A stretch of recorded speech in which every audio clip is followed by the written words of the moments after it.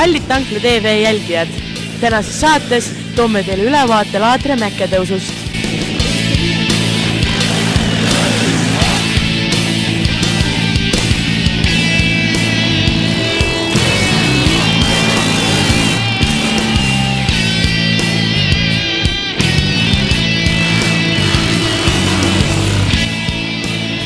Mis sa arvad, kuidas on Valgamaal seda motondushuvi, et kas on neid huvilisi palju või on vähe?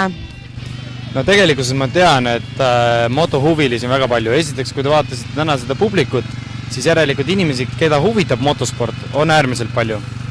Inimesi, kes sõidab või tegelevad motospordiga, on ka palju. Lihtsalt kuna mäkketõus on selline ala, nagu te näete, mäkketõus on selline karm ala, et mootorratas kukub alla ja see läheb katki, siis väga paljud ei julge oma uute mootorratastega siia tulla. Ja üldsegi mäkketõus on üleüldiselt selline keeruline ala, kus väga vähesed üldse julgevad sõita, sest see on ikkagi päris keeruline.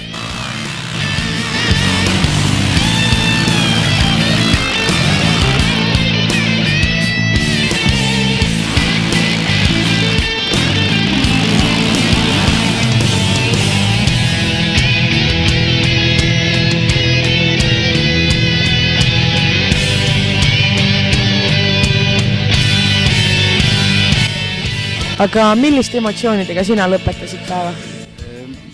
Positiivsed. Kunagi äkki õine mäkketõus ka teha, mis on hästi huvitav, et prožektorite ja ilutulestiku.